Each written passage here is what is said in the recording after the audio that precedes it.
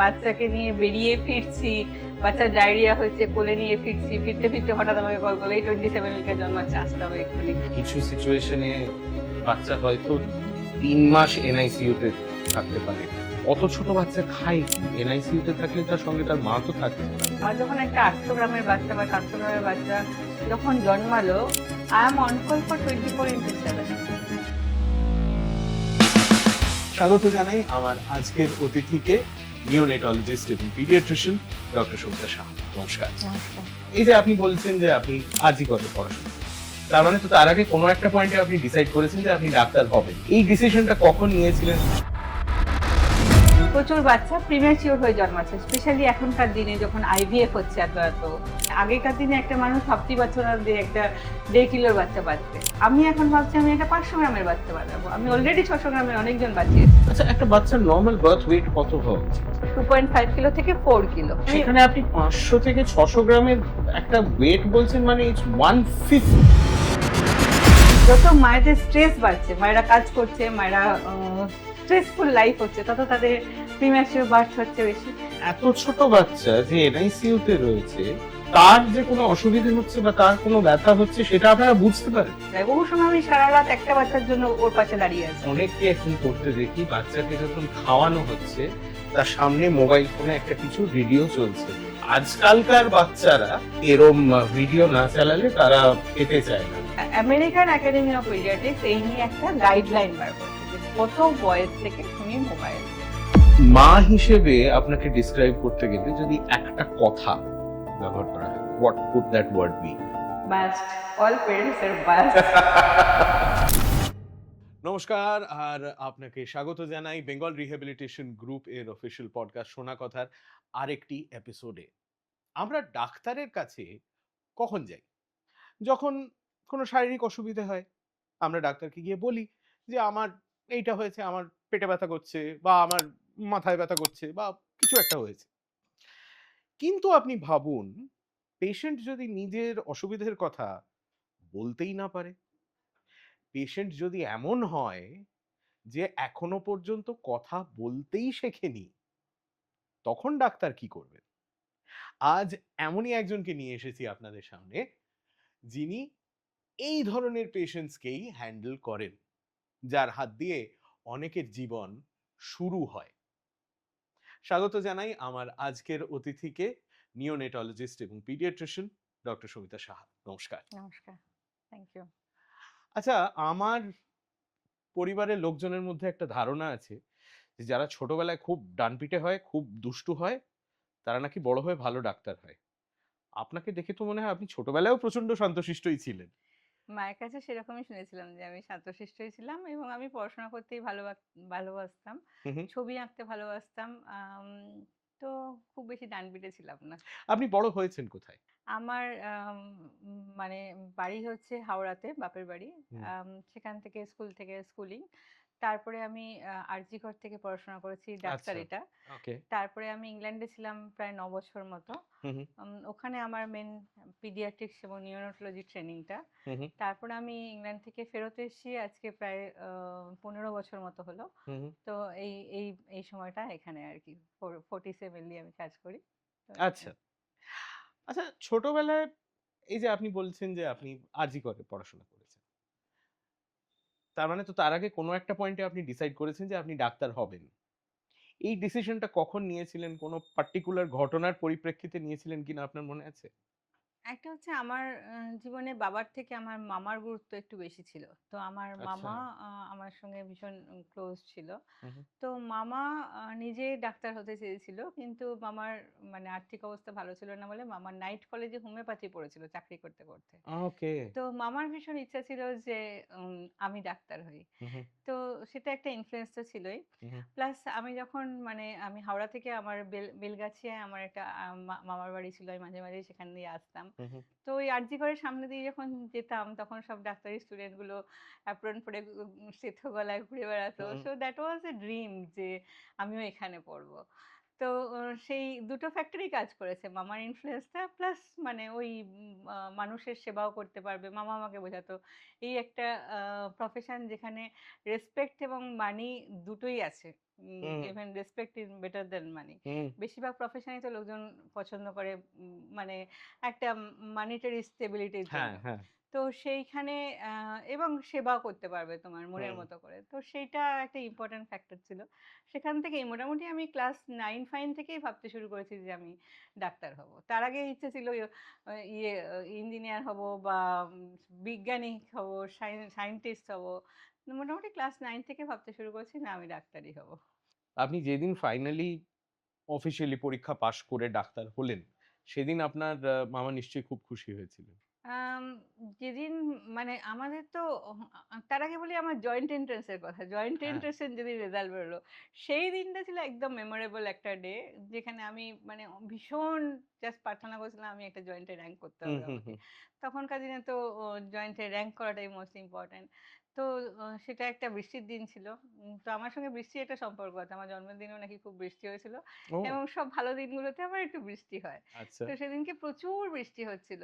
এবং আমি ভয়ের চোটে যাইনি রেজাল্ট দেখতে। তো আমার বাবা গেছিল রেজাল্ট দেখতে। ওহ! তো বাবা এসে ১ম যখন বলল, আমি সেই তখনকার দিনে সেই ইয়েগুলো হয় না? Tape recorder. হুম, হুম, সেটাতে গান শুনছি বসে, বসে আর ভাবছি উফ! যদি না পাই তাহলে নেক্সট কি করতে হবে আমাকে? হুম। সবসময় নেগেটিভ চিন্তাগুলোই তো আগে বেশি আসে। হ্যাঁ।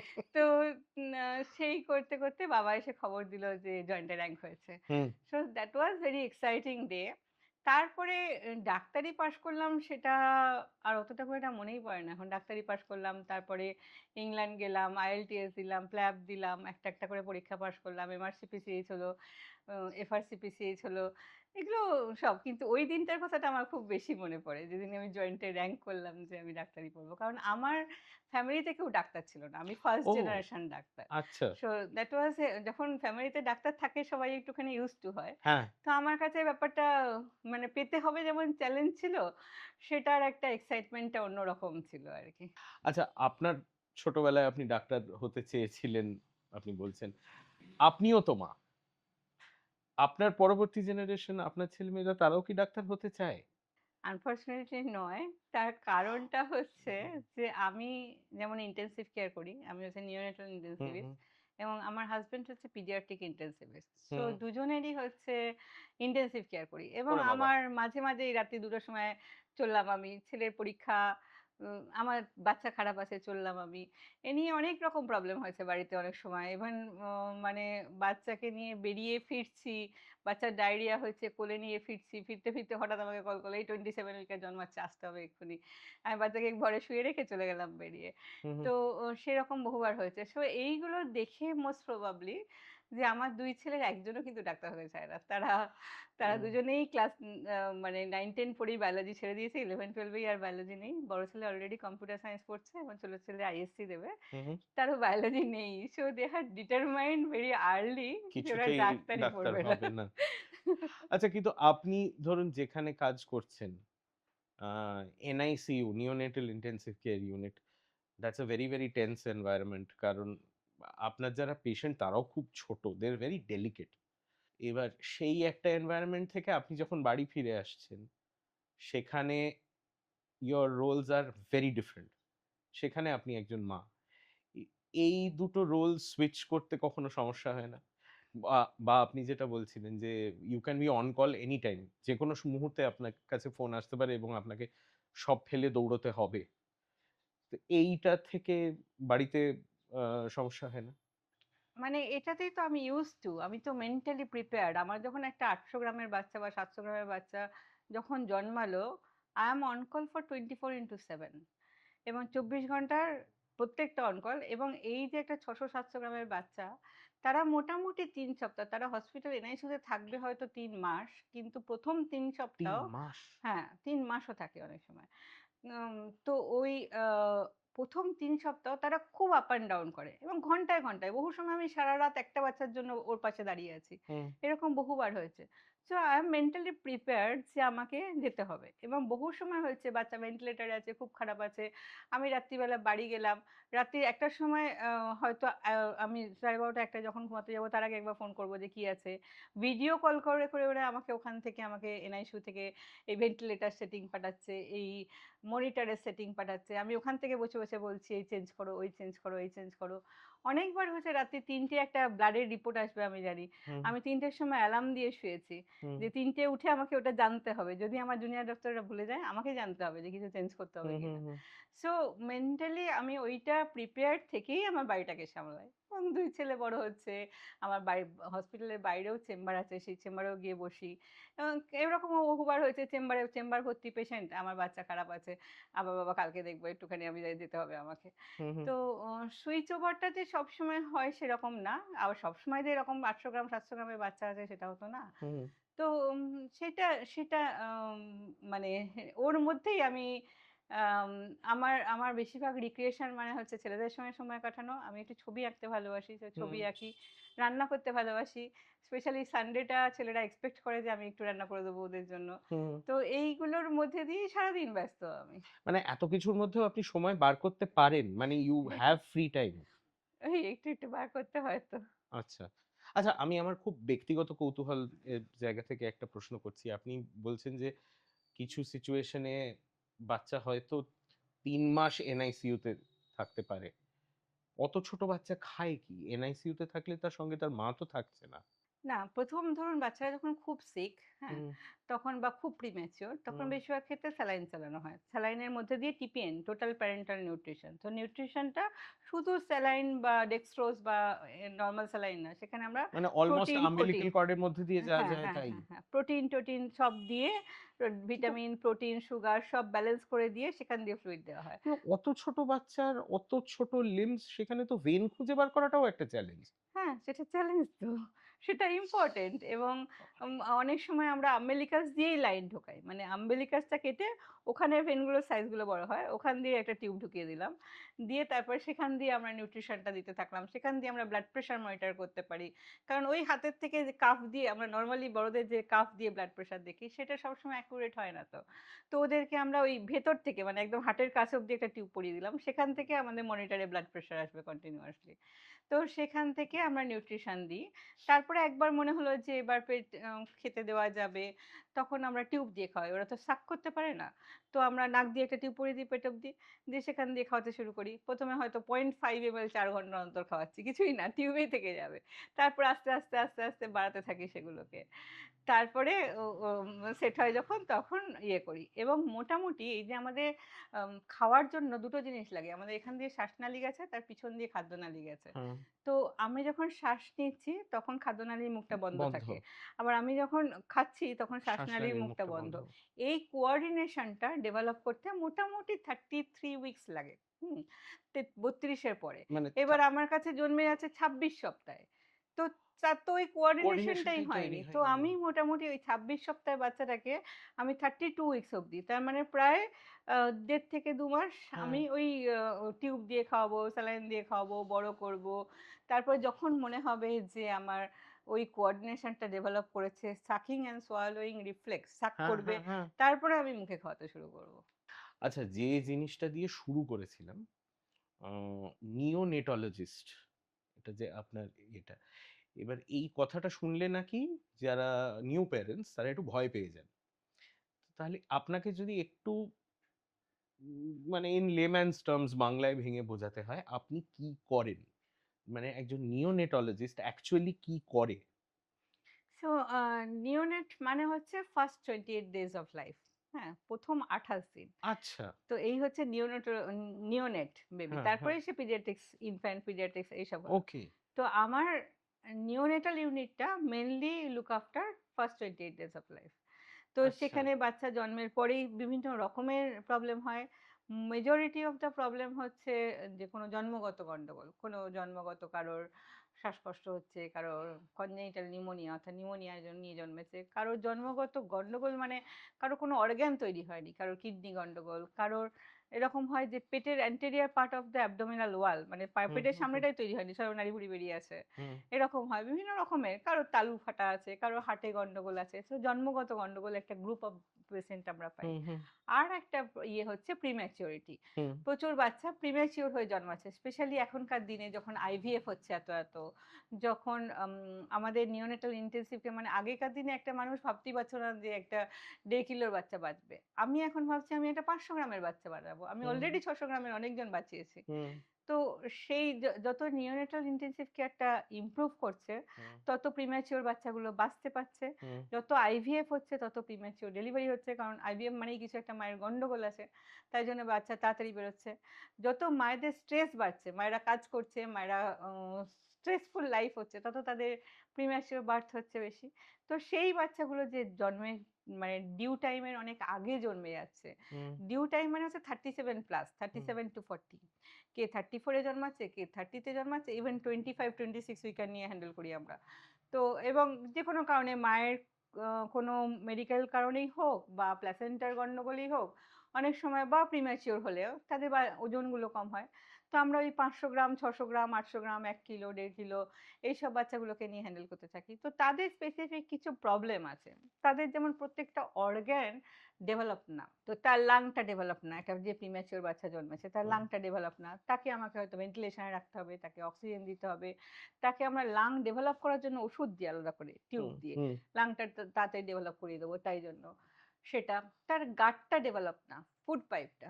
যেটার জন্য আগে যেটা বলছিলাম যে আমাদের হয়তো স্যালাইন দিয়ে রাখতে হলো হুম অনেকদিন হুম ধরে। হুম আ তারপরে যখন ও খাওয়া শুরু করলাম ওরকম 0.5 ml দিয়ে শুরু করলাম বা 1 ml দিয়ে শুরু করলাম। হুম তারপরেও বুঝতে হবে বাচ্চাটা বমি করছে কিনা, বাচ্চাটার রক্ত বমি করলো, পটি হলো কিনা।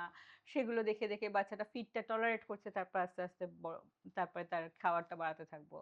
তার ব্রেইনটা প্রিম্যাচিউর। তার ব্রেইনের মধ্যে ব্লিডিং হতে পারে। কারণ ওই ব্রেনের মধ্যে প্রেশার বেড়ে যাচ্ছে, ব্লাড প্রেশার বেড়ে যাচ্ছে, আপ অ্যান্ড ডাউন করছে। যেমন বড়দের স্ট্রোক হয়, সেরকম ওদের ব্রেনের মধ্যে ব্লিডিং হয়। সেটাকে আমাকে খেয়াল রাখতে হবে, সেটা যাতে না হয় যতটা। সবচেয়ে বড় কথা হচ্ছে ওদের ইমিউনিটি সিস্টেম বলে কিছু নেই। কিছু নেই হ্যাঁ কারণ অত ছোট বাচ্চা, অত প্রিম্যাচিওর জন্মে গেছে। ওর তো একটা পুরো একটা এনভায়রনমেন্ট এ থাকার কথা, যেখানে পুরো পেটের মধ্যে, মায়ের পেটের মধ্যে সে আগে বেরিয়ে পড়েছে। তার সঙ্গে আমরা হাজারখানা টিউব ঢোকাচ্ছি। একটা মুখ দিয়ে ঢুকিয়ে দিয়েছি, একটা নাক দিয়ে ঢুকিয়ে দিয়েছি, একটা নাভি দিয়ে ঢুকিয়ে দিয়েছি, একটা ক্যাথেটার পরিয়ে দিয়েছি, একটা হাতের চ্যানেল করে দিয়েছি। এই প্রত্যেকটা প্লাস্টিক, সেটা হচ্ছে সোর্স অফ ইনফেকশন। ওই প্লাস্টিক দিয়ে ইনফেকশন ঢুকে যাবে। তো সেই জন্য তাদেরকে সেই ইনফেকশন কন্ট্রোল করা বা ইনফেকশন হলে সেটাকে আর্লি আইডেন্টিফিকেশন করে অ্যান্টিবায়োটিক দেওয়া। সেইগুলো। এইটা একটা ভীষণ মানে ইম্পোর্টেন্ট একটা জিনিস, যেখানে প্রত্যেকটা মিনিটে থিংস চেঞ্জ। আমি হয়তো সকালবেলা বলে গেলাম যে বাচ্চাটা তো মোটামুটি স্টেবল আছে। বিকেলবেলা এসে বললাম, "আরে বাচ্চা তো খারাপ হয়ে গেছে। আবার এই করতে হবে, ওই করতে হবে, ওই করতে হবে।" হুম তো সেইভাবেই হয় ব্যাপারটা, যে ভীষণ একটা ওইজন্যই ইনটেনসিভ কেয়ার। 1:1 তাদের ইয়ে করতে লাগে, দেখতে লাগে। এবং অনেক সময় অনেক খারাপ থাকলে বললাম তো, আমি সারারাত একটা বাচ্চার পিছনে হয়তো ১২ ঘন্টা দাঁড়িয়ে আছি। একজনের পিছনেই। হুম কন্টিনিউয়াসলি চেঞ্জ করছি, ওষুধ দিচ্ছি বাঁচানোর জন্য। তো সেইটাই হচ্ছে নিওনেটোলজির একটা বড় part. Prematurity, low birth weight বেবিগুলোকে আর তার কমপ্লিকেশন প্রিভেন্ট করে বার করা। মানে এদের বডিগুলো এত ফ্রেজাইল যে যেকোনো, ওই যে বললাম লাং, ব্রেন, গাট ইনফেকশন, জন্ডিস, চোখ, সবগুলো রিলেটেড। যেকোনো হুম একটা সিস্টেম ঘাটলে আরেকটা সিস্টেম আরেকটা ঘাটতে থাকবে। তো ওই prevention is more important rather than treatment. মানে আমি ইনফেকশনটাকে প্রিভেন্ট করে আমি কত তাড়াতাড়ি ওটাকে বার করতে পারবো। কত তাড়াতাড়ি আমি ফুল ফিডে পৌঁছাতে পারবো। কত তাড়াতাড়ি আমি ওই প্লাস্টিকগুলো বডি থেকে বার করে দিতে পারবো। তবে আমার একটু সেফ। আমি একটু সেফ জায়গায় পৌঁছালাম, হুম যে আমি ঠিক আছে, এবার এবার অনেকটা পৌঁছে গেছি আমি জায়গায়। তো সেইটা হচ্ছে একটা বড় পার্ট অফ দ্য নিওনেটোলজি। আরেকটা বড় পার্ট অফ দ্য আমাদের দেশে নিওনেটোলজি হচ্ছে ইনফেকশন। তো বাচ্চারা, যেহেতু আমাদের দেশে, আমাদের ট্রপিক্যাল কান্ট্রি, ইনফেকশন বিভিন্ন রকমের হয়। হাত থেকে হয়, দুধ খাওয়াতে গিয়ে বাইরের দুধ খাওয়ালে হয়, হাঁচি-কাশি থেকে হয়। বড়রা ১ টা ২ টো হাঁচি-কাশি হলো, বাচ্চারা একদম নিউমোনিয়া নিয়ে চলে আসলো। তো সেইগুলো হয়, সেগুলোকে আমাদের হ্যান্ডেল করতে হয়। তো নিওনেটোলজি পার্টটা মেইনলি হচ্ছে ২৮ দিনের মধ্যে এই কমপ্লিকেশন গুলোকে বার করা। মেজরিটি হচ্ছে জন্মগত গন্ডগোল, আরেকটা মেজরিটি হচ্ছে প্রিম্যাচুরিটি, আরেকটা মেজরিটি হচ্ছে ইনফেকশন বা সেপসিস যেটাকে বলে। হুম তাছাড়াও ছোটখাটো আরো বিভিন্ন রকম জিনিস আছে। আচ্ছা একটা বাচ্চার নরমাল বার্থ ওয়েট কত হওয়া উচিত? Normal birth weight should be more than 2.5 kilo. 2.5 kilo থেকে 4 কিলো। আর হুম, সেখানে আমি সেখানে আপনি ৫০০ থেকে ৬০০ গ্রামের একটা ওয়েট বলছেন মানে ইটস 1/5 হ্যাঁ, ওই একদম 20% of what এইটুক। is normal। হ্যাঁ, মানে আমাদের এই হাতের চিতোগুলোর মতো হয় সাইজগুলো। তো অতটুকু একটা বাচ্চাকে বাঁচানো তো ইজ আ হিউজ চ্যালেঞ্জ। হ্যাঁ, বলছি না ওইগুলো তো, ওই চ্যালেঞ্জ গুলো নিতেই তো ভালোবাসি। সেজন্যই তো নিওনেটোলজি করেছি। কিন্তু তাহলে আস্তে, আস্তে আপনি আপনার নিজের চোখের সামনে দেখতে পান যে আপনি যেটা বলছেন অর্গানস আর আন্ডার ডেভেলপড, হ্যাঁ, আপনি তাহলে নিজের চোখের সামনে দেখতে পান যে আস্তে আস্তে সেগুলো ডেভেলপ করছে, exactly, the lungs R developing capacity, শ্বাস নিচ্ছে নিজের থেকে। এক্স্যাক্টলি। এত শিশুকে আপনি বাঁচিয়েছেন, এত বাচ্চার জন্ম হয়েছে আপনার হাতে। কোনো পার্টিকুলার বাচ্চার কথা আপনার মনে আছে যে which was exceptionally challenging, কিংবা যেটা যার যে এনআইসিইউ থেকে বেরিয়ে যাওয়ার পর আপনার মনে হয়েছে যে উফ, বাপরে! হ্যাঁ, সেরকম আমার মাঝে, মাঝেই ঘটে। রিসেন্টলি একটা ঘটেছে। আম এই পুজোর সময় পুজোর আ চতুর্থী এবং দশমী সারারাত জেগেছিলাম একটা বাচ্চার পিছনে। তারপরে সেটাকে বাড়ি বাড়ি পাঠিয়েছি। তো সেটা এরকম আমার মাঝে, মাঝেই ঘটে। কিন্তু একটা পার্টিকুলার বেবির কথা আমার ভীষণ মনে পড়ছে আজকে। সেটা বলতে গেলে এখন বেবিটা 5 ইয়ার্স ওল্ড। তো দ্যাট ওয়াজ এ নাইট যেখানে রাত্তিরে আমাকে একটা অন্য হসপিটাল থেকে কল করা হয় যে একটা বাচ্চা সে খুব বেশি প্রিম্যাচিউর ও ছিল না। 32 উইকস ছিল। হুম? উহু, এবং ওই 1.8 কিলো কিন্তু ওর একটু ভালো শ্বাসকষ্ট হচ্ছে। ওরা ওখানে ভেন্টিলেট করে দিয়েছে, সে আসছে। তো রাত্রি ১০টা ১০:৩০ নাগাদ কলটা আসে। আমি বলছি, "ঠিক আছে তুমি বাচ্চা পাঠিয়ে দাও, আমি যাচ্ছি।" তো বাচ্চা তো চলে এসছে। আমি বাচ্চার অলমোস্ট সঙ্গে, সঙ্গেই ঢুকে গেছি হসপিটালে। ঢুকেছি যখন বাচ্চা নিয়ে এসছে, পুরো সাদা। there is no heart rate মানে একদম বন্ধ হয়ে গেছে সবকিছু। সবকিছু বন্ধ। এবার আমরা যেটা করি যে বাচ্চা ইয়ে হয়েছে তো স্টার্ট করো, স্টার্ট করো। সিপিআর স্টার্ট করো। Hmm, hmm, hmm. Cardiopulmonary resuscitation. তো আমার জুনিয়র ডাক্তার ২ জন ছিল। ৩ জনে মিলে শুরু করেছি। কিন্তু একবার ইন্টারাপ্ট করছি। একটা অ্যাডাল্ট কে যেভাবে সিপিআর দেওয়া যায়, একটা বাচ্চাকে তো বোধহয় সেইভাবে দেওয়া যায় না। তো রিব হ্যাঁ, কেজ আমাদের ভেঙে রুলস যাবে। না, আমাদের রুলস আলাদা। আমি একটা ১ কেজির নিচে বাচ্চা হলে ১ আঙুলের সিপিআর দেব। হ্যাঁ, একটা ১ কেজির উপরে হলে ২ আঙুলের সিপিআর দেব। মানে রাইট। ২ আঙুল দেব। মানে কতটা সাইজ, কতটা আমি যে ব্যাগটা দিয়ে আম্বু করব তার সাইজটা ডিপেন্ড করে বাচ্চার কত ওজন তার উপরে। আমার হুম, সেরকম সেটআপ আছে। ওকে। তো সেই বাচ্চাটাকে তারপরে আমরা হুম আ সিপিআর দিলাম অনেকক্ষণ সিপিআর-টিপিআর দিয়ে তো যেটা হয়েছিল বাচ্চাটার সেটা হচ্ছে হার্টের মধ্যে এই লাংটা ফেটে গিয়ে হাওয়া ঢুকে গেছিল। লাং এবং চেস্ট ওয়াল এর মধ্যে হাওয়া ঢুকে গেছিল। যেটাকে আমরা নিউমোথোরাক্স বলি মেডিকেল টার্মে। মাই গড! তো যাই হোক তারপরে সিপিআর এবার যেহেতু আমি পেয়েছি খুব খারাপ সিচুয়েশন এ, আমার সেটা বুঝতেও একটু টাইম লেগেছে। মানে আগে হার্ট রেট তো ফিরবে তারপর তো আমি হ্যাঁ, ইয়ে হ্যাঁ, করব। হ্যাঁ। তো যাই হোক খানিকক্ষণ সিপিআর করার পরে ইসিজি তে লিডে হার্ট রেট ফেরা শুরু হলো। তারপরে আমরা কি হয়েছে কেন হলো দেখতে, দেখতে এক্স-রে করতে, তারপর বুঝে গেলাম যে ও তো নিউমোথোরাক্স হয়েছে। নিউমোথোরাক্স ড্রেন করে দিলাম। তারপরে তাও আবার arrest. So there was 3 arrest within 1 night. মানে রাত্রি ১১টা ১১:৩০ বাচ্চাটা ঢুকেছে এবং ভোর ৪টের মধ্যে একবার অ্যারেস্ট থেকে বার করেছি। আবার খানিকক্ষণ বাদে আবার বিভিন্ন ওষুধপত্র দিচ্ছি। টিউব তো করাই আছে, পেট দিয়ে লাইন পরিয়েছি, আর্টেরিয়াল লাইন করেছি, আবার অ্যারেস্ট। অ্যারেস্ট মানে আপনি কার্ডিয়াক অ্যারেস্ট এর কথা কার্ডিয়াক বলছেন? অ্যারেস্ট হ্যাঁ। ওদের তো লাং কাজ করতে না করতে হার্ট রেট বন্ধ হয়ে যায়। এবার আল্টিমেটলি তো হার্ট রেট বন্ধ হয়েই মরে যাবে। তো হ্যাঁ। সেকেন্ড অ্যারেস্ট তারপরে আবার উঠেছে আবার ০.৫ ঘন্টা চলতে আবার স্যাচুরেশন কমছে আবার অ্যারেস্ট। ৩ টে পরপর অ্যারেস্ট হয়েছে। তার মধ্যে আমি বাকি সব করে ফেলেছি। ই এ আম্বেলিকাল লাইন করে ফেলেছি। এখান দিয়ে চেস্ট ড্রেন ঢুকিয়ে দিয়েছি। উম আ দিয়ে ওষুধ তো চলছেই কন্টিনিউয়াসলি বিভিন্ন রকম সুগার দেখা হচ্ছে, ব্লাড প্রেশার দেখা হচ্ছে, স্যাচুরেশন দেখা হচ্ছে। তো ১ম ব্লাড গ্যাসটা করতে ব্লাড গ্যাস বলে আমরা একটা জিনিস দেখি, হ্যাঁ? যেখানে ব্লাডের অ্যাসিড বেস ব্যালেন্স দেখা হয় এবং যেখানে আমাদের ব্লাডের oxygen level, carbon die oxide level right. এগুলো সব মাপা হয়। তো ১ম ব্লাড গ্যাসটা করেছি আমি প্রায় ঘন্টা ৪ বাদে। মানে পেশেন্ট বোধহয় ১২টা ১২:৩০ ঢুকেছে আর তখন প্রায় ১২:৩০ ১ টায় ঢুকেছে আর আমি আমি বোধহয় সকাল ৬টা-ফটা নাগাদ ওই আম্বেলিকাল লাইন দিয়ে ১ম ব্লাড গ্যাসটা করেছি। তো আমরা যেটা জানি নরমালি ব্লাডের পিএইচ লেভেলটা 7.2 7 থেকে 7.25 থেকে 7.4 এর মধ্যে থাকার কথা। এবং 6.9 এর নিচে নামলে মোটামুটি বাচ্চা বাঁচে না। হুম, সেটাই ইয়ে। তো আর হচ্ছে তোমার আম আম oxygen level, carbon die oxide level তো আছেই। হুম, আরেকটা জিনিস হচ্ছে ল্যাকটেট। ল্যাকটেট বলে একটা জিনিস দেওয়া হয় হুম, যেটাকে ল্যাকটেট লেভেল যখন মোটামুটি অ্যারাউন্ড ২ নরমাল ৫-৬ হয়ে গেলেই আমরা একটু ভয় করি। ১০-১২ হয়ে গেলে বেশ ভয় করি যে হুম, আরে এটাকে কি আর বাঁচাতে পারবো? তো ওর তো ওই আম্বেলিকাল আর্টারিটা এমনিতে তো এইসব বাচ্চার এমনিতে পারফিউশন ভালো না। পুরো সাদা হয়ে আছে। ওর তো এমনিতে ফুটিয়ে ব্লাড আসবে না কিছু। হুম, হুম, তো ওই আম্বেলিকাল লাইনটার থেকে ব্লাড নিয়েছি অনেকটা। বেশ ২-৩ টে বটলে ব্লাড নিয়েছি আর ওই গ্যাসটা করেছি। ১ম গ্যাস নিয়ে এসে গ্যাসটার সঙ্গে মানে ১৫ মিনিটের মধ্যে রিপোর্ট চলে আসে। পিএইচ 6.4 তো দেখে আর হচ্ছে না আর ল্যাকটেট 22 যেটা হচ্ছে 2 নরমাল, ল্যাকটেট ওয়াজ 22 আপনি আহ, ধরেই নিলেন আর বাঁচানো যাবে না। না, আর একে তো চেষ্টা করে কিছু লাভ নেই। যে ব্লাড গুলো টেনে ফেলেছি অলরেডি, সেগুলো এখন বিল করো না, ফ্রিজে রাখো, আমি যাই স্নান টান করে আসি। ততক্ষণে বাচ্চাটা কিন্তু অক্সিজেন লেভেলটা মেনটেন করছে, একটু ব্লাড প্রেশারটা উঠেছে একটুখানি, এমনি তো ঘুম পাড়ানো ভেন্টিলেশনে। আচ্ছা না, সকাল 6টা 6:30 বাজে, আমি স্নান টান করে আসি, তোমরা ওটা রেখে দাও, আমি ফিরে এসে যদি দেখি বাচ্চা বেঁচে আছে তারপর বাকি ব্লাডগুলো টেস্টে পাঠাবো, হুম। বলে আমি চলে গেছি বাড়ি।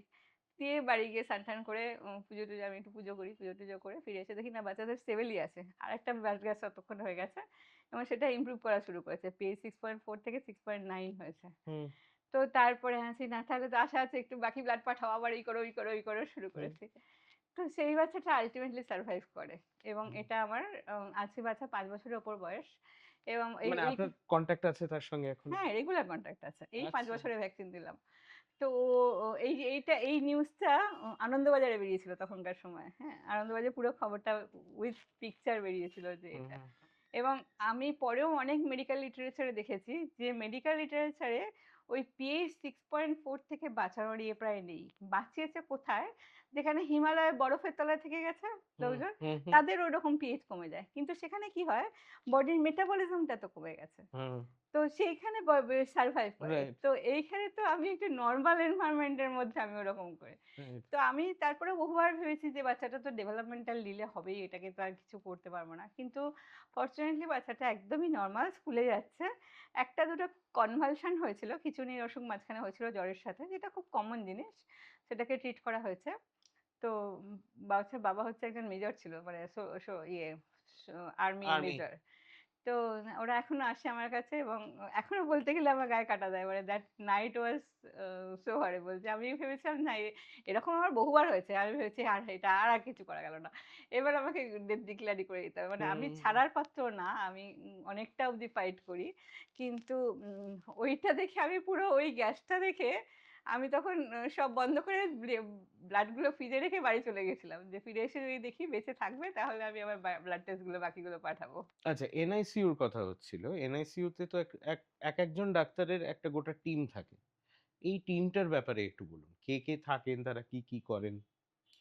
হ্যাঁ, তো এনআইসিইউতে ভীষণ ইম্পর্টেন্ট রোল হচ্ছে যে সিস্টারদের বা নার্সদের। নার্সেস। হুম। হ্যাঁ, কারণ আমরা যখন খুব সিক থাকে তখন আমরা ভেন্টিলেশন চেঞ্জ করছি, বিভিন্ন রকমের ওষুধ দিচ্ছি, দাঁড়িয়ে দাঁড়িয়ে লাইন করছি, ইয়ে করছি, এগুলো করছি।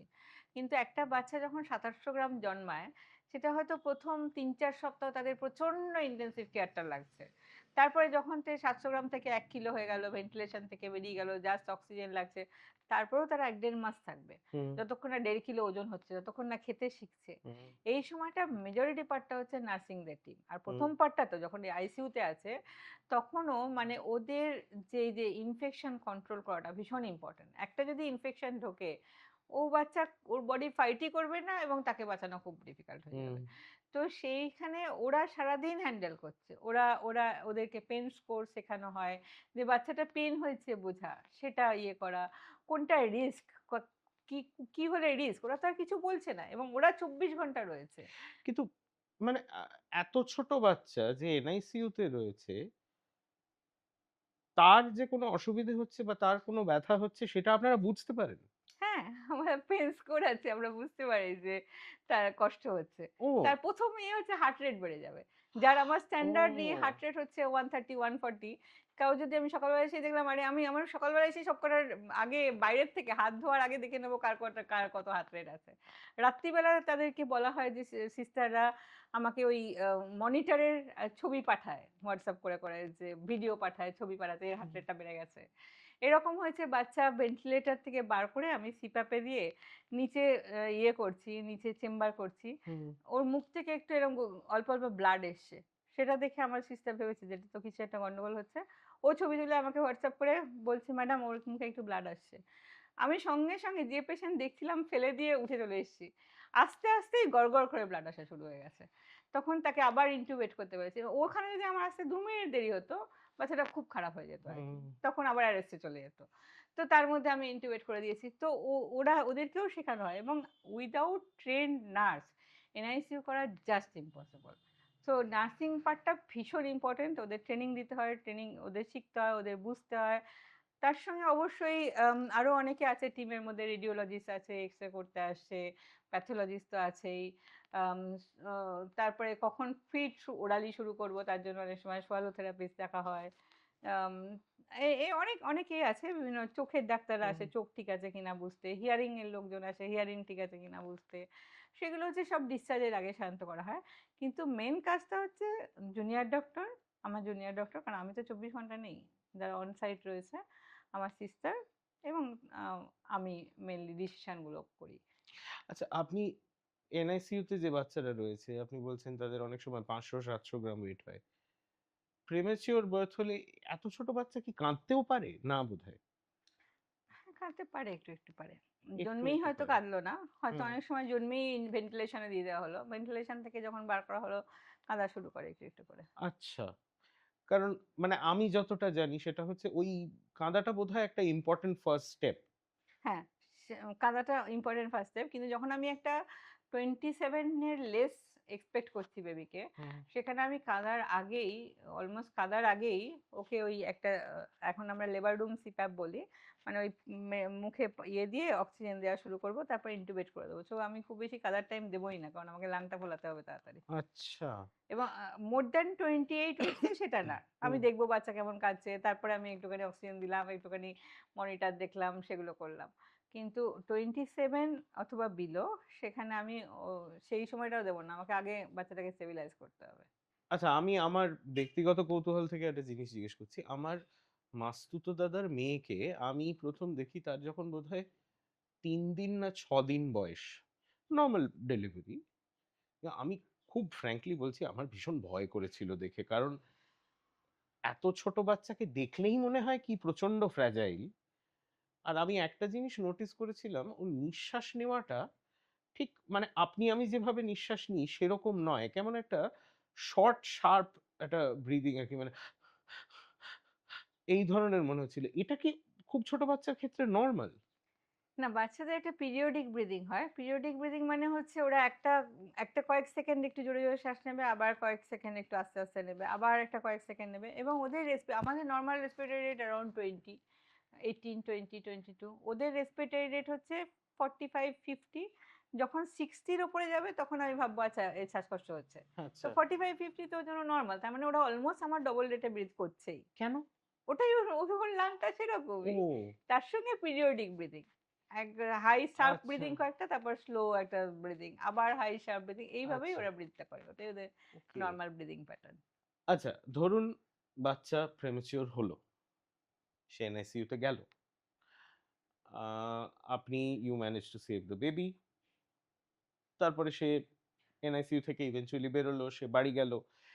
এবার এই ধরনের বাচ্চা যে সিভিয়ারলি প্রিম্যাচিউর, আগামী ৩ বছরে কি তার আরো ডেভেলপমেন্টাল ইস্যুস হতে পারে? মানে যারা নতুন মা-বাবা হতে চলেছেন, তারা কি এক্সপেক্ট করতে পারেন? কোনো ওয়ার্নিং সাইনস কি তাদের খেয়াল রাখা উচিত? এটা একটা ভীষণ ইম্পোর্টেন্ট কোয়েশ্চেন। কারণটা হচ্ছে যে এনআইসিইউ যখন আমরা করি, বা আমরা যখন এক্সপেক্ট করছি এটা 28 উইক আর 27 উইকে জন্মাবে, হুম, তখন আমার কাছে উদ্দেশ্যই থাকে যে আমি একটা ইনট্যাক্ট সারভাইভাল দেব। তার মানে একটা মা আইভিএফ করে ৪৪ বছর বয়সে একটা বাচ্চা পেয়েছে। তাকে যদি আমি একটা সেরিব্রাল পলসি বাচ্চা দিই, তাহলে তো তার লাইফটা আরো মিজারেবল করে দিলাম হুম, আমি। হুম, তো আমার উদ্দেশ্যটাই থাকে যে আমি তাকে বাচ্চাটা ফেরত দেবো শুধু না, বাচ্চাটাকে ইনট্যাক্ট সারভাইভাল দেবো। অর্থাৎ বাচ্চার নিউরোলজিটা যতটা সম্ভব ভালো রাখার চেষ্টা হুম, করব। হুম, হুম, এবং সেটার জন্য যেটা করতে হয়, যেটা আমি আগেও বলছিলাম, যে প্রিভেনশন অফ কমপ্লিকেশন। যেই একটা কমপ্লিকেশন হলো, একটা ইনফেকশন হলো, that goes to vicious cycle. একটা সিস্টেম থেকে আরেকটা সিস্টেম, আরেকটা সিস্টেম, আরেকটা সিস্টেম, সব একসাথে ধরে গেল। হুম, তো ওই এনআইসিইউ তে অনেক সময় মা-বাবারা ভাবে, ও ম্যাডাম আসলো আর ১০ মিনিটের রাউন্ড দিয়ে চলে গেল। তো কিন্তু ওই ১০ মিনিট হিসাবের মধ্যে আমার হিসাব থাকে। আমার খুব ছোট্ট, ছোট্ট, ছোট্ট, ছোট্ট হিসাব থাকে। যে বাচ্চাটার গ্রোথ কেমন হচ্ছে, বাচ্চাটার ডেভেলপমেন্টালি আমি কি, কি করতে পারি। হুম, এখন একটা ডেভেলপমেন্টাল ফ্রেন্ডলি এনআইসিইউ বলে একটা কথাই এসছে। হুম, যেখানে আমরা কেএমসি দিই, ক্যাঙ্গারু মাদার কেয়ার। মানে মায়ের সঙ্গে বাচ্চার টাচ। যত তাড়াতাড়ি সম্ভব হুম দেওয়া হুম হয়। হুম হুম ভেন্টিলেশন থেকে বেরোলো কি বেরোলো না, সিপ্যাপ শুদ্ধ আমি মায়ের বুকে দিয়ে দিচ্ছি। হুম আমার কাছে এখনো ছবি আছে যে আমি 700 গ্রামের বাচ্চা মা বুকে নিয়ে শুয়ে আছে, হুম বসে আছে আর কি। So that is skin to skin touch. যে এই যে সিস্টারদের একটা হ্যান্ডলিংটা ভীষণ একটা মানে ওই যেমন ইন ইউটেরো ফিলিংটাকে দেওয়া, সেইভাবে তাদেরকে নেস্টিং করা, সেইভাবে একটা কমফোর্ট দেওয়া, সেইগুলো ভীষণ ইম্পর্টেন্ট যে টু মেনটেন দ্য ডেভেলপমেন্ট। তাও মোটামুটি যেটা অল ওভার দ্য ওয়ার্ল্ড বলা হয় যে 28 উইকসের নিচে বাচ্চা যখন জন্মাবে তখন চান্স অফ সার্ভাইভাল ইজ 28 উইকসে 80% টু 90%, 27-এ 70, 25-এ 50, 40, 50 টু 60, মানে মানে একটা চান্স অফ শার্প ডিক্লাইন আর সার্ভাইভালটাই কি। হ্যাঁ 28 এর নিচে থেকে সার্ভ ডিক্লাইন হুম করছে। হুম এবং সেখানে যত প্রিম্যাচিওর হবে তত তার ডেভেলপমেন্টাল ডিলে হওয়ার চান্স বেশি থাকে। কিন্তু ওইটা একটা ফ্যাক্টর তো আছেই, কিন্তু আরেকটা বড় ফ্যাক্টর হচ্ছে আমি এনআইসিইউ কেয়ারটা কতটা ভালো জায়গায় কতটা ভালোভাবে দিয়েছি, আমি কতটা সুন্দর গ্রোথ রাখতে পেরেছি, হুম কতটা সুন্দর ডেভেলপমেন্টাল ফ্রেন্ডলি এনআইসিইউতে রেখে দিয়েছি। এই যে এনআইসিইউ মানে টিংটং করে প্রচন্ড ভেন্টিলেটর আওয়াজ করছে, এই ব্রাইট লাইট জ্বলছে, এই প্রচুর মনিটর ট্যাটা ট্যাটা ট্যাটা করে আওয়াজ করছে, this are all harmful for the baby's brain. তো সেখানে আমাকে একটু শান্ত রাখতে হবে, যখন বাচ্চা স্টেবল লাইটটাকে কমিয়ে দেওয়া। মিউজিক চালাই আমি বহু সময়, যে মিউজিক ইজ ভেরি গুড, এবং বাচ্চাদের যখন বাড়ি পাঠাই আমি বলে দিই মা বাবাদের যে মিউজিক চালাবে, স্লো সুদিং মিউজিক, ঝ্যাংচ্যাক মিউজিক না, hmm slow hmm. Soothing instrumental music, that is good for the babies. এবং এই নিয়ে এখন প্রচুর স্টাডিও আসছে আস্তে আস্তে। অত ছোট বাচ্চা মিউজিক বুঝতে পারে? অ্যাবসলিউটলি। ওই যে ও এনভায়রনমেন্টটা, ওই এনভায়রনমেন্টটা একটা শান্ত environment, that is important for the brain development. ও তো সেই সেই ডেভেলপমেন্টাল ফ্রেন্ডলি এনআইসিইউ একটা ইম্পর্ট্যান্ট ইস্যু। মানে আমরা এখন আগে যেটা মানে আজ থেকে 50 বছর আগে কেউ ভাবতেই পারছো না যে, 50 বছর কেন 20 বছর আগেও লোকে ভাবতে পারছো না যে 1 কেজির নিচে বাচ্চা বাঁচবে। সেখানে হুম আজকে আমরা 500, 500, 600, 700 বাঁচিয়ে ফেলছি। কিন্তু বাঁচানো শুধু না, একটা ইনট্যাক্ট সার্ভাইভাল বাচ্চাকে দেওয়া, সেটার জন্য এখন বাঁচানোটা শিখে গেছি আমরা। হুম আমরা হুম এখন যেটার উপরে এক্সপেরিমেন্ট গুলো চলছে সেটা হচ্ছে ডেভেলপমেন্টটাকে নরমাল করে কি করে আমরা বাঁচিয়ে দিতে পারি বাবা মাকে, সেটার উপরেই বড় বড় স্টাডিগুলো চলছে এখন হুম বিদেশে বা হুম এতে। তো সেই জন্য এইগুলোকে ফলো আপে রাখা ভীষণ ইম্পর্ট্যান্ট, যে ঠিকঠাক সময় মতো আমি একটা আমাদের ফলো আপ একটা গাইডলাইন আছে, সেই হুম গাইডলাইন অনুযায়ী প্রথম আমি যখন একটা 25 উইক আর 26 উইক আগে ছাড়ছি, আমি ফার্স্ট উইকটা তো যখন ডিসচার্জের পরে উইকলি দেখবো, হুম তারপর 2 উইকলি দেখবো, তারপর মান্থলি দেখবো। তো অ্যাকর্ডিং টু প্রোটোকল আমি দেখতে থাকি এবং আমি ডেভেলপমেন্টটাকেও অ্যাসেস করব। এখানে ডেভেলপমেন্টাল পিডিয়াট্রিশিয়ান আছে একজন, তাদের কাছে পাঠাই অনেক সময় যদি আমার মনে হয় যে তাদেরও একটু সাপোর্ট দরকার। তার সঙ্গে কোনো জায়গায় যদি মনে হয় যে আমার ডেভেলপমেন্টাল ডিলে হচ্ছে, সেটাকে আর্লি আইডেন্টিফিকেশন করে সেখান থেকে তাকে সাপোর্টটা দেওয়া তাড়াতাড়ি, হুম যাতে ও ডেভেলপমেন্টটা পিক আপ করে properly, that is also very important. সেখানে physiotherapy, occupational therapy, speech therapy, এগুলো রোলগুলো আসে সবকটা। যদি যার যেটা লাগবে তাকে সেটা দিতে হবে।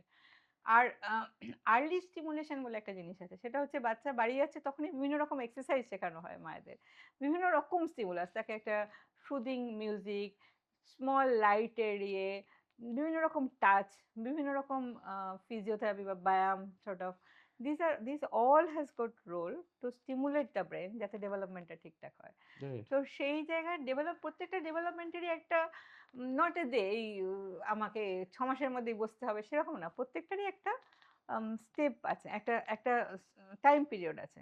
যেমন আমরা ভাবি যে মোটামুটি 3 মাসের মধ্যে একটা নর্মাল টার্ম বেবি 3 মাসের মধ্যে সোশ্যাল স্মাইলটা আসবে, মানে তাকিয়ে হাসছে, হুম হুম। সেই জিনিসটা 3 মাসে আসবে। ও আচ্ছা, একটা ওটাকে সোশ্যাল স্মাইল বলে। সোশ্যাল স্মাইল মানে বাচ্চা ঘুমিয়ে ঘুমিয়ে, ওই যে আমাদের ঠাকুমারা বলতো না ও তো ভগবানের সঙ্গে কথা বলে হাসে, হুম সেটা না। I want to social smile by 3 month for a term baby. Hmm 3 মাসের মধ্যে সে তাকিয়ে ইন্টারাক্টিভ হাসি দিচ্ছে, সেটা একটা স্টেপ অফ ডেভেলপমেন্ট। 6 মাসের মধ্যে সে বসতে শিখছে উইথ সাপোর্ট, হুম 7 মাসের মধ্যে উইদাউট সাপোর্ট, 9 মাসের মধ্যে হামাগুড়ি, দশ হুম মাসের মধ্যে ধরে দাঁড়াচ্ছে। এটা হচ্ছে এর প্রত্যেকটার একটা আছে, তো হুম সেইগুলো হচ্ছে একটা ফর টার্ম। এবার যখন তারা একটু প্রিম্যাচিওর থাকে, 1-2 মাস প্রিম্যাচিওর, সেটা 1-2 মাস একটুখানি ডিলে হতে পারে, সেখানটা আমরা একটুখানি হুম অ্যাসেস করি যে কি কোথায় কি আছে।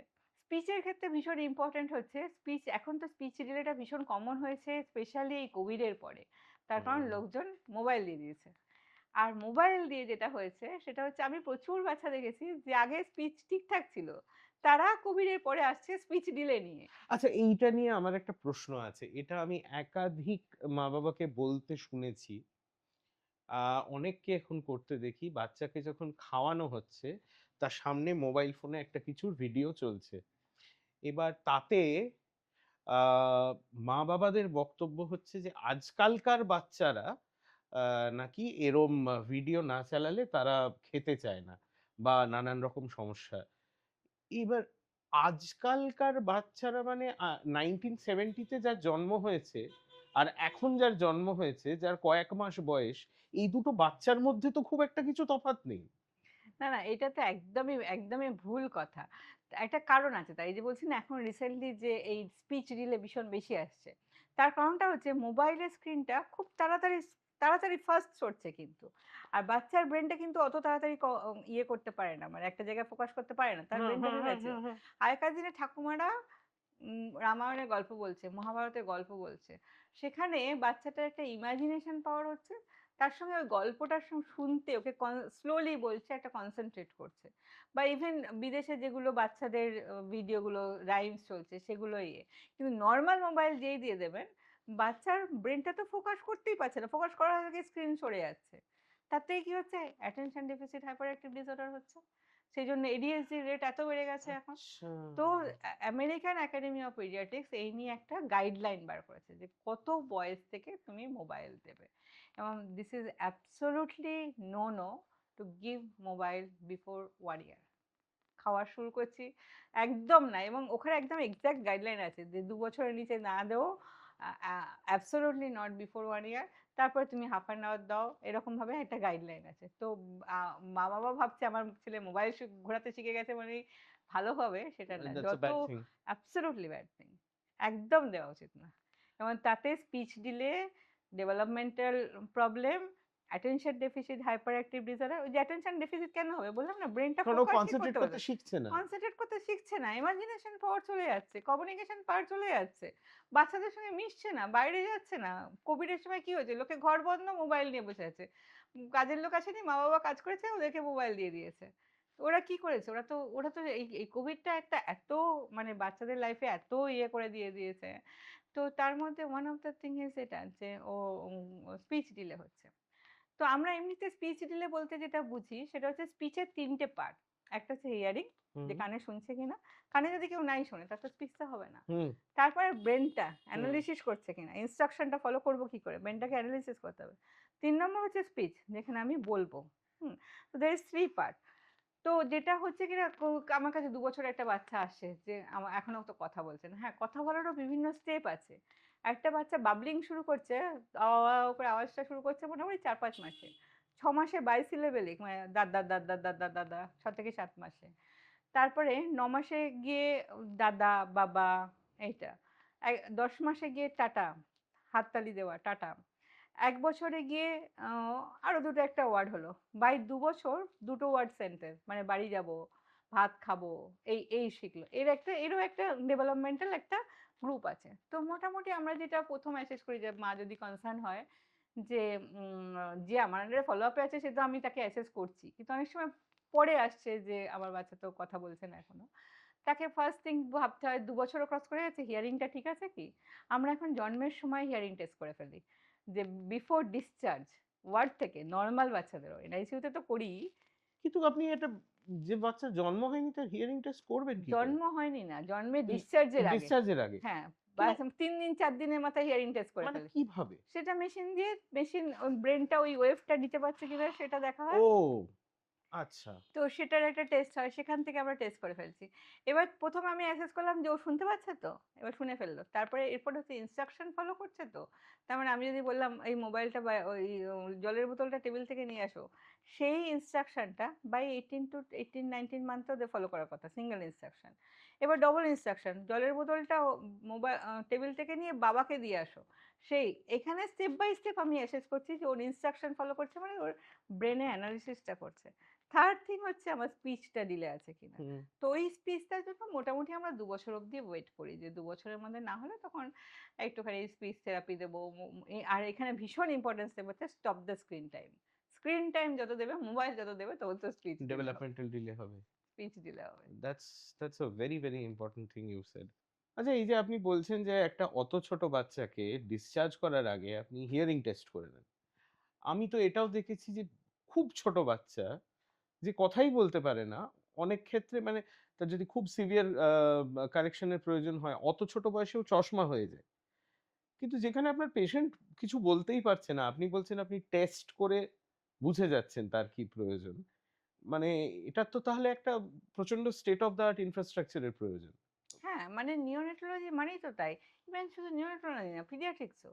হুম। আমি যখন ১ম পিডিয়াট্রিক্স পড়বো ভাবি, তখনই ভেবেছিলাম যে আরে কি করে একটা ওই অ্যানিমালের ডাক্তার আর একটা পিডিয়াট্রিশিয়ানের মধ্যে কি ডিফারেন্স? ও কিছু বলতে পারে না, এও কিছু বলতে এও পারে কিছু না। বলতে পারে না। কিন্তু আস্তে, আস্তে এই সাবজেক্টটাকেই আমি ভালোবেসেছি এবং তারপরে পিডিয়াট্রিক্স আমার মাদার সাবজেক্ট। তারপরে আস্তে, আস্তে আমি নিওনেটে গেছি। হুম, যেখানে কিছুই বলতে পারে না। ওই যে বললাম হার্ট রেটটা বাড়ছে, সেখান থেকে আমি বুঝবো যে ওর কিছু একটা পেইন হচ্ছে। হুম। হার্ট রেট সেখান থেকে আমি বুঝবো যে ওর কি হচ্ছে, কি হচ্ছে? আমাকে বুঝতে হবে কি হচ্ছে। তো সেই রকমভাবে উম তো সেটার একটা ভীষণ ভালো একটা ইনফ্রাস্ট্রাকচার দরকার। এনআইসিইউ এমনি হয় না। ভীষণ ভালো একটা গ্রুপ অফ ট্রেন্ড সিস্টার দরকার। যেটা আমি মেইনলি করি হচ্ছে নিওনেটোলজিটা ফোর্টিসে। সো আমি এখানে ওই ৬০০ গ্রাম অনেকগুলোই বাঁচিয়েছি। ৬০০ গ্রাম, ৭০০ গ্রাম, ৯০০ গ্রাম বিভিন্ন রকম কমপ্লিকেটেড নিওনেটাল সার্জারি। ৯০০ গ্রামের বাচ্চা পায়ুদার তৈরি হয়নি, পটির জায়গাটা তৈরি হয়নি। তাকে ৯০০ গ্রামে অপারেশন করানো থেকে এরকম বিভিন্ন জিনিস অপারেশন? অপারেশন ৯০০ গ্রাম বাচ্চার অপারেশন করা হয়েছে। পায়ুছিদ্রটা তৈরিই হয়নি তার। না হইছে ওরকমভাবে। তাকে মাই অপারেশন করানো গুডনেস! হয়েছে।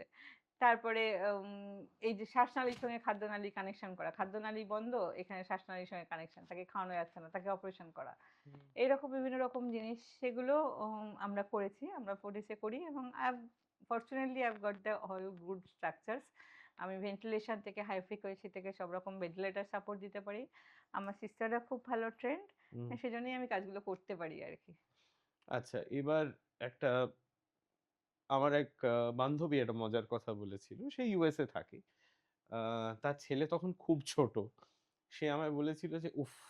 এই বাচ্চাদের স্কুলগুলো হচ্ছে একেকটা ব্যাকটেরিয়া আর ভাইরাসের ইনকিউবেটর। এরা একেক দিন যাবে আর যত রকমের রোগ নিয়ে বাড়িতে আসবে। ওর বাচ্চার থেকে বোধহয় তারপর ওর হাসব্যান্ডের সবাইকার কি সব হয়েছিল-টয়েছিল।" এবার এটা তো ইনফ্যাক্ট ইটস ট্রু, মানে বাচ্চাদের স্কুলের থেকে তো অনেক কিছু ইনফেকশন ছড়ায়। এবার খুব ছোট বাচ্চার সর্দি কাশি হওয়া ইজ ভেরি ভেরি কমন। সেখানে এরকম যদি ইনফেকশন থাকে তাকে স্কুলে পাঠানো কতটা সেফ, বা যে বাচ্চা স্কুলে যাওয়া শুরু করেছে, হোয়াট চান্সেস যে সে স্কুল থেকে কিছু ইনফেকশন নিয়ে বাড়িতে ঢুকবে?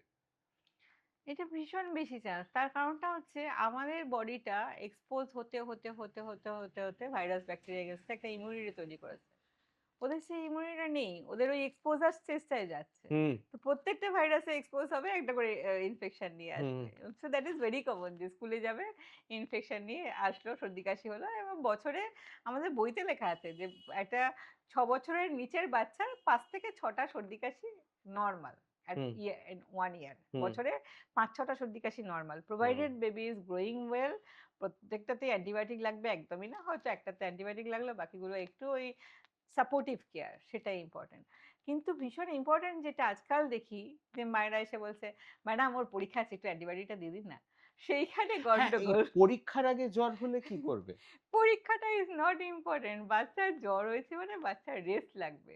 বেশিরভাগ 70-80% জ্বরগুলো হচ্ছে ভাইরাস এবং এটাতে অ্যান্টিবায়োটিকের কোনো রোল নেই। সবচেয়ে ইম্পোর্টেন্ট ট্রিটমেন্ট হচ্ছে সাপোর্টিভ কেয়ার। তার নাক বন্ধ হয়েছে, তাকে একটু নাকের ড্রপ দাও। তাকে রেস্ট দাও। Rest is the most important thing. জল খাওয়াও বেশি করে। কান্নাকাটি করছে, একটু প্যারাসিটামল দাও। একটু যদি মনে হয় একটু কাশছে বেশি, একটু মেবি একটু স্টিম বা একটু ওই নেবুলাইজেশন দাও, এইসব। এই ট্রিটমেন্ট, অ্যান্টিবায়োটিকের বেশি রোল নেই। Rest is the most important thing. মানে আপনি বলছেন পরীক্ষার ঠিক আগে কারুর কোনো বাচ্চার যদি শরীর খারাপ হয়, ছোট বাচ্চার, then skip the exam. Exactly. Unless সেটা মাধ্যমিক হচ্ছে, বাড়িতে শুয়ে রাখো ৩ দিন। পরীক্ষা ইজ নট ইম্পোর্টেন্ট। রাইট? আচ্ছা, এইবার আরেকটা, এই প্রশ্নটা আমি প্রায় সব ডাক্তারকেই করি। কারণ এই অভ্যেসটা তো আমারও আছে। গুগল করা। হ্যাঁ? এবার একটা খুব ছোট বাচ্চার মা-বাবা আমি ধরে নিচ্ছি তারা এমনিতেই সবসময় একটু ওরে বাবারে কি হবে, কি হবে বোধহয় একটা প্যানিক স্টেজে থাকে। সেক্ষেত্রে এই ইন্টারনেট এসে গিয়ে সবার হাতে, হাতে সার্চ ইঞ্জিন চলে এসে আ তাতে কি আপনার স্ট্রেস লেভেল গুলো আরো বেড়ে গেছে? মানে এই Google করে লোকে যে সিম্পটমস চেক করে তাতে কি আরো প্যানিক ক্রিয়েট হয়? গুগলের প্রচুর ইনফরমেশন আছে। প্রচুর, প্রচুর। হুম, আমি ইনফেক্ট আমার ছেলে তো কম্পিউটার ইঞ্জিনিয়ার। তাকে কি একটা কিছু জিজ্ঞাসা করলেই আগে সে গুগলে দেখে নিল। Hmm, hmm, so there are lots of information. এবং সেখানে হচ্ছে আমি কতটা ইনফরমেশনকে সঠিক ইনফরমেশনকে আইডেন্টিফাই করব এবং এনালাইজ করব আমার বাচ্চা সেটাই ইম্পোর্টেন্ট। মুশকিলটা হচ্ছে সব মা-বাবা বায়াসড ইনক্লুডিং আমি। হুম, আমি যখন আমার ১ম বাচ্চার আম ভ্যাকসিন নিয়ে দিতে যাই তখন আমি অলরেডি ৩ বছর পিডিয়াট্রিক্স করছি। হুম, এবং বাচ্চা ভ্যাকসিন নিতে গেছি ১ম বাচ্চা ১.৫ মাসের ভ্যাকসিন। বাচ্চা ভ্যাবা করে কাঁদছে, আমিও ভ্যাবা করে কাঁদছি। So this is hormonal interaction. Hmm, আমাদের হুম, হরমোনাল ইন্টারেকশন। এবং এখনো যেহেতু আমরা খারাপ জিনিসগুলো দেখি, আমার নিজের মাইগ্রেন আছে। আমার ছেলে পরপর ৫ দিন বলল, "আমার একটু মাথা ব্যথা করছে, মাথা ব্যথা করছে।" আমি সিউর আমার পেশেন্ট হলে আমি বলতাম, "মাথা ব্যথা করছে দেখো না, প্যারাসিটামল দিয়ে দেখো। ১ মাস বাদে আবার এসো দেখব।" যদি আমার নরমাল নিউরোলজি হয়। আমি আমার ছেলের বেলা বায়াস বলে আমার মনে হলো না আমি একটা এমআরআই করে নিই। যদি কিছু মাথায় থাকে তো মা-বাবারা সেরকমই। সবসময় খারাপ চিন্তাগুলো আগে হুম, আসে হুম, বুকের হুম। মধ্যে। সেইখানে গুগল করাটা একটু ডেঞ্জারাস। কারণ আপনি তো খারাপ ইনফরমেশন গুলো আগে মাথার আগে মধ্যে হ্যাঁ, নেবেন। দিয়ে নিজের স্ট্রেস লেভেলটাকে বাড়াবেন। হুম, এবং সেইটা আমার মনে হয় সেটা মা-বাবাদের জন্য একদমই করা উচিত না। তাতে ভালো ফল কিছু হয় না, খারাপ হয় বেশি। হুম, হুম, এবং সেখানে আপনার বিশ্বাসগুলো চলে যাবে। আপনি টেনশন বেশি করবেন। তার থেকে আমাদের এক্সপেরিয়েন্সটা অনেক বেশি ইম্পোর্টেন্ট। আমি এক্সপেরিয়েন্স দিয়ে বলছি। বললাম তো আমি যখন মা তখন আমার এনালাইসিসটা আলাদা হয়ে যাচ্ছে। হুম, আমি যখন ডাক্তার তখন আমার এনালাইসিসটা অনেক থিওরি অনেক সায়েন্টিফিক। হুম, আমি যখন মা আমার কিন্তু সায়েন্টিফিকটা চলে যায় মাথা থেকে হুম, হুম, খানিকটা। হুম, তো সেইটা আরেকটা জেনারেল মায়ের কাছে তো আরো বেশি ইয়ে না, আরো বেশি। হুম, সে ৫ খানা একবার ৫ দিন জ্বর হলো, সে আমি এটা বহুবার পেয়েছি। ৫ দিন জ্বর হলো, "ম্যাডাম লিউকিমিয়া না তো?" তো সবচেয়ে খারাপ জিনিসটা আগে ভাবতে শুরু হুম, করলো হুম, গুগল হুম, দেখে এসে। সো সেটাকে আ ১ম কথা আমি অ্যাডভাইস করব একদমই না করতে। ২য় কথা আমাদের উপর বিশ্বাস রাখুন। আমাদের এক্সপেরিয়েন্স আছে। টেনশন হলে আমাদের কাছে আসুন। আমরা সঠিক পথটা দেখাবো। আমরা জানি কোথায় কি ইনভেস্টিগেশন করতে হবে। হুম। তো সেখানে Google doctor is not allowed. হ্যাঁ, ইনফ্যাক্ট আমি এটা আ বিদেশি ডাক্তারদেরই বলতে শুনেছি, "When you hear hooves, think horses not zebras." হ্যাঁ, মানে গুগল করলে বোধহয় সেই জিনিসটাই হয়। সবথেকে আউটল্যান্ডিশ জিনিসগুলো আগে আসে। আচ্ছা, এবার আরেকটা ইম্পোর্টেন্ট জিনিসে আসি যেটা নিয়ে অনেক ধারণা গত ২০ বছরের মধ্যে অনেকটা পাল্টে গেছে সেটা হচ্ছে খাবার। হ্যাঁ? এবার not strictly related to neonatology or pediatrics তবে ধরুন এখন যারা প্রেগন্যান্ট তাদের খাবারের ব্যাপারে যে অ্যাডভাইস দেওয়া হয়, আমার মা যখন শোনেন মা অবাক হয়ে যান। যেমন আমার এক বান্ধবী যখন প্রেগন্যান্ট তার যে ডাক্তার তাকে বলেছিলেন যে রেস্টুরেন্টে গিয়ে চাইনিজ খাবে না। কারণ ওতে এমএসজি থাকে। সেটা শুনে আমার মা হাঁ করে বলল, "হ্যাঁ? সে কি রে? তুই হবার আগে আমি তো ওয়ালডর্ফে গিয়ে দিব্যি চাইনিজ খেয়ে আসতাম।" আ এবার বাচ্চাদের খাওয়ার ক্ষেত্রেও এই ধারণাগুলো অনেক পাল্টেছে। হ্যাঁ? এবার এ যে জিনিসটা আমরা আমাদের ছোটবেলায় খুব বেশি দেখতাম, এখন কম দেখি। বাচ্চাদের হেলথ ড্রিংকস দুধের সঙ্গে মিশিয়ে খাবার জন্য। এইগুলোতে কি সত্যি কাজ হয়? মানে ফর ইনস্ট্যান্স আমি এটা জানি যে a lot of the ওই দুধের সঙ্গে মিশিয়ে চকোলেট টাইপের কিছু হলে তাতে গুচ্ছ চিনি থাকে। হ্যাঁ, হ্যাঁ। কাজেই খেতে অত্যন্ত ভালো লাগে। কিন্তু সেটা অ্যাকচুয়ালি একটা বাচ্চার কতটা প্রয়োজন I am not sure. এখানে একটা জিনিস বুঝতে হবে। সেটা হচ্ছে বাচ্চাদের গ্রোথ চার্ট বলে একটা জিনিস আছে। হু, হু, আমি যেটা প্রচুর বাচ্চা মাদের বোঝাই এবং আমি রুটিনলি প্রত্যেকটা ফলো আপে চেষ্টা করি যে একটা গ্রোথ প্লট করতে। তো ধরুন একটা ১ বছরের বাচ্চা, স্ট্যান্ডার্ড ওজনটা কত হবে? ১০ কিলো। কিন্তু যে মাটা বেটে, বাবাটা বেটে, বাচ্চার হাইটটা কম, তার তার ১০ জন্য কিলো ৮ হবে না। কিলো হুম, সেটা নরমাল। যার মা-বাবা প্রচুর লম্বা, বাচ্চাটা লম্বা, তার ওজন ১২ কিলো সেটাও normal. Hmm, so this a range depends on height, BMI সবকিছু। তো সেখানে আমার যে চার্টটা আছে যেটা একটা আইএপি চার্ট বা IAP Indian academy of paediatrics এর চার্ট, ডব্লিউএইচও চার্ট আছে। তার মধ্যে প্লট করে যেটা দেখতে হবে যে বাচ্চার হাইট ওয়েট ঠিকঠাক আছে কিনা এবং মা বাবার থেকে আমরা একটা এক্সপেক্টেড হাইট পার করতে পারি, হ্যাঁ, সেখান থেকে বুঝতে হবে বাচ্চার গ্রোথটা ঠিক আছে কিনা। হুম এবার আমি কি করব, আমি বুঝবো যে বাচ্চার গ্রোথটা ঠিক আছে কিনা, সেখানে আমি ভাববো যে বাচ্চাটার ওজন বেশি। এখনকার বাচ্চারা কি বাইরে যাচ্ছে না, কোভিডের পরে তো আরোই যাওয়া বন্ধ হয়ে আরে গেছে, যাওয়া বন্ধ। মাঠে যাওয়া বন্ধ হয়ে গেছে। আমার ছেলেরাও সারাদিন বই দিয়ে বসে আছে, নাহলে কম্পিউটার নিয়ে বসে আছে। তো তাদের ফিজিক্যাল অ্যাক্টিভিটি কম, তাকে আমি যদি ক্যালোরি বেশি দিই তাহলে সে মোটা হয়ে যাবে। আবার অনেকে স্ট্রাকচারালি ভীষণ রোগা, হুম সে আপনি স্ট্রাকচারালি রোগা থাকলে আপনি যত খুশি আইসক্রিম খান না, কিছু হবে না তো। হুম তো সেইখানে আমাকে বুঝতে হবে যে আমি কতটা ক্যালোরি ওর জন্য দেব। হুম আমার যদি মনে হয় হাইট ওয়েট অ্যাপ্রোপ্রিয়েট প্রপোর্শনাল আছে এবং বাচ্চার গ্রোথ ডেভেলপমেন্ট ভালো আছে, বারবার ভুগছে না, এই বারবার সর্দি কাশি হচ্ছে, মুখে ঘা হচ্ছে, নিউট্রিশনের কোনো সাইন সিমটম নেই, তাহলে আমি একরকম ভাবে ভাববো। হুম তাহলে তাকে নর্মাল ন্যাচারাল গ্রোথের জন্য আমার অ্যাডিটিভ দেওয়ার কিচ্ছু দরকার নেই। হুম whereas somebody is একটু ম্যালনিউট্রিশনই আছে, একটু ওজনটা কমই, হুম হাইটের তুলনায় ওজনটা অনেকটা কম, সে বাচ্চাটা হয়তো মাঝে মাঝেই একটু খায়, ভীষণ পিকি ইটার, খেতে চায় না বেশি, তাকে আমি যদি একটু এক্সট্রা ক্যালোরি ওটা দিয়ে দিতে পারি, সেটা সবসময় not unhealthy. So it's very মানে পার্সন টু পার্সন ভ্যারি করে। হুম হুম তো আমার উদ্দেশ্য হচ্ছে বাচ্চাটা একটা হেলদি গ্রোথ হোক, হাইট ওয়েট শুদ্ধ, বাচ্চাটার ইমিউনিটিটা ভালো তৈরি হোক। ইমিউনিটিটা কি করে ভালো হবে, যত আমি মানে ভেজিটেবলস ভিটামিনস এগুলো থাকবে, মাইক্রোনিউট্রিয়েন্ট ভালো থাকবে, তার ইমিউনিটি ভালো হবে। বাচ্চাটার ম্যালনিউট্রিশনের কোনো সিমটম সাইন থাকুক না, বাচ্চাটা ভুগছে বারবার সেটা না হোক, ডেভেলপমেন্টটা ঠিক থাকুক। তাই জন্য healthy diet is very important. Hmm এবং হেলদি ডায়েটের মধ্যে কিন্তু ওই অ্যাডিটিভ ওইগুলো আসে না, খুব একটা এক্সট্রা ক্যালোরি যুক্ত খাবারগুলো আসে না। হেলদি ডায়েট মানে সেখানে সবকিছু আমাকে carbohydrate, protein, fat, vegetables, vitamins, water সব দিতে হবে। মানে একটা অ্যাডাল্টের ক্ষেত্রে ব্যালেন্স ডায়েট বলতে যা বোঝায় একটা বাচ্চার ক্ষেত্রেও মোটামুটি তাই বোঝায়। হ্যাঁ, এবার যার ওজনটা কম তাকে আমি হয়তো বললাম তুমি ডিমটা বেশি করে খাও, ওদের তো প্রোটিন বেশি লাগবে, ওরা তো অ্যাক্টিভ, ওরা সারাক্ষণ একদম ছোট, হুম যেগুলো লেস দ্যান 3 ইয়ার ওরা দৌড়াচ্ছে ধাই ধাই ওদের তো করে। ফেটিক বলে কিছু হয় না হ্যাঁ, তা অলমোস্ট। ওকে আমাকে একটু ক্যালোরি বেশি দিতে হবে। আর যেটা একটা ৭ বছরের বাচ্চা যে বেশিরভাগ সময় কম্পিউটারে বসে আছে, ঘরে বেরোচ্ছে না, এদিকে মাঝে মাঝে পিজ্জা খাচ্ছে, তাকে আমাকে একটু ক্যালোরিটা কম দিতে হবে। হুম তো আমি একটা ব্যালেন্স ডায়েট দেব, যার মধ্যে আমার কার্বোহাইড্রেট, এদের এদের মাসেল মাসটা গ্রো করতে হবে, আমাকে প্রোটিন বেশি দিতে হবে। একটা একটা যে কোনো বাচ্চাদের ধরুন 10 কিলো ওজন, তার প্রোটিন রিকোয়ারমেন্ট কুড়ি কুড়ি গ্রাম অবধি হতে পারে। একটা ডিমে 6 গ্রাম প্রোটিন থাকে, আমি সারাদিনে 3টে ডিমও তাকে খাওয়াতে পারি ডিমের ইয়ের মধ্যে।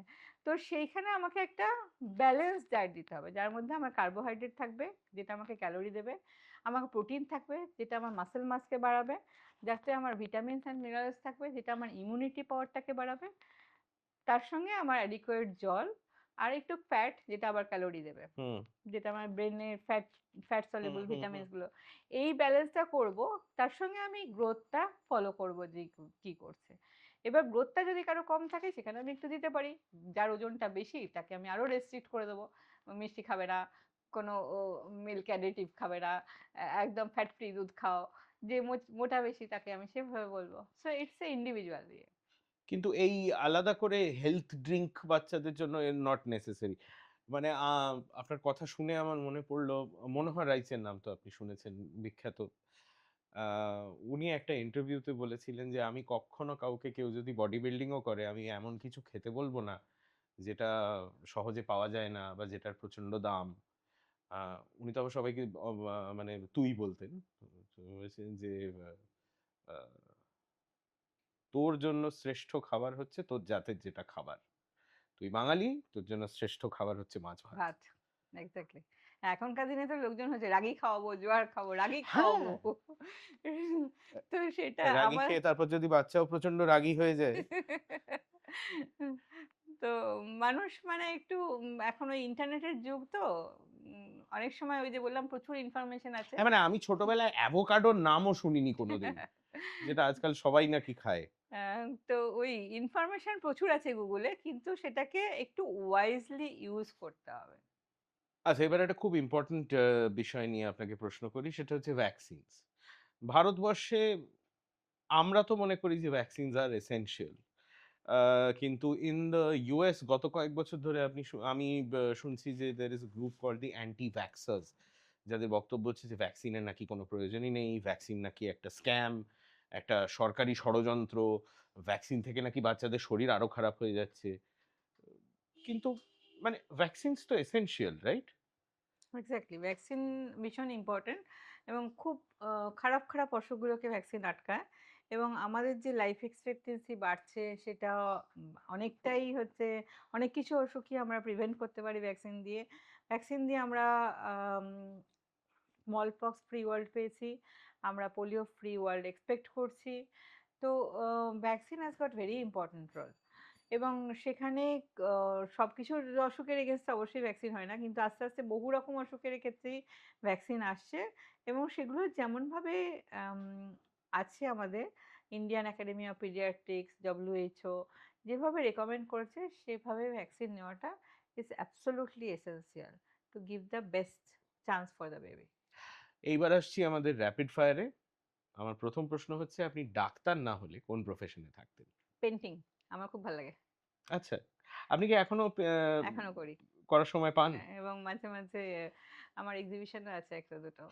আচ্ছা। দ্বিতীয় প্রশ্ন, কোন খাবারকে আপনি কখনো না বলতে পারেন না? বিরিয়ানি। রিয়েলি? আচ্ছা, কোথাকার বিরিয়ানি? যেকোনো ভালো বিরিয়ানি হলেই হলো। মানে বিরিয়ানিতে আলু কি থাকতেই হবে? আলুটা অবশ্যই, হ্যাঁ। এই যে বাঙালিদের একটা কার্বোহাইড্রেট অ্যাডিকশন। আচ্ছা, একটা প্যারেন্টিং মিথ যেটা শুনলেই আপনার খুব হাসি পায়, একটা ভুল ধারণা। বহু ধরনের আছে, তার মধ্যে আগে যেটা ছিল যে আম, ঠান্ডায় গেলেই ঠান্ডা লেগে যাবে, বেশিরভাগ ক্ষেত্রে এগুলো ভাইরাস দিয়ে হয়। হুম। কিন্তু ঠান্ডা জ্বর হলে চান করানো যাবে না, তাহলে আরো ঠান্ডা লেগে যাবে। হুম। এটা না, এখন আস্তে আস্তে মানুষ বুঝে গেছে জ্বর হলে আরো জল দিয়ে ঠান্ডা করছে। জ্বর হলে কি হয়, বেসিক্যালি জ্বরটা কমানোটা ইম্পর্টেন্ট একটা তো সেখানে যেখানে আমি ঠান্ডা জল দিয়ে গা মুছিয়ে দিচ্ছি, ওই জলটা ইভাপোরেট করছে, আমার বডি থেকে টেম্পারেচারটাকে বার করে দিচ্ছে। হুম। সো সেখানে চানের সঙ্গে জ্বরের কোনো সম্পর্ক নেই, কিন্তু আগে এটা ভীষণ বলা হতো, এখন আস্তে আস্তে মানুষ বুঝছে যে ট্যাপিড স্পঞ্জিং ইজ ভেরি ইম্পর্টেন্ট। আপনার ২ ছেলে কোনো জিনিস নিয়ে আপনাকে কখনো টিজ করে বা খেপায়? হ্যাঁ, কাজ, কিরকম?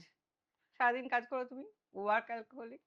মা হিসেবে আপনাকে ডিসক্রাইব করতে গেলে যদি একটা কথা ব্যবহার করা হয়, what could that word be? Bust, all parents are bust. আচ্ছা। আ বেড়াতে যাওয়ার কথায় আসি। পাহাড় না সমুদ্র? পাহাড়। আচ্ছা। বই না আ ওটিটি? মানে ওয়েব সিরিজ দেখবেন না বই পড়বেন? আসলে বই পড়তে গেলে তো অনেকটা সময় লাগে, এখন আর সময়টা নেই প্রায়। তো হুম, হুম। খুব কমই আমার রিক্রিয়েশন বলতে, বেশিরভাগই হচ্ছে either ছবি আঁকা, রান্না করা, নাহলে ছেলেদের সঙ্গে কাটানো। হুম, তবে যদি ওই মাসে একবারও একটুখানি সানডে ইভিনিং পেলাম, ওটিটি সিনেমা। হুম। আচ্ছা, কোনো একটা ট্যালেন্ট যেটা আপনার মনে হয়, ইস! এটা করতে পারলে বেশ হতো। যেটা আমি একদম পারি না সেটা হচ্ছে গান করা। মাঝে মাঝে শুনলে ভালো লাগে, তো মনে হয় যে ওটাও যদি একটু পারতাম ভালোই হতো।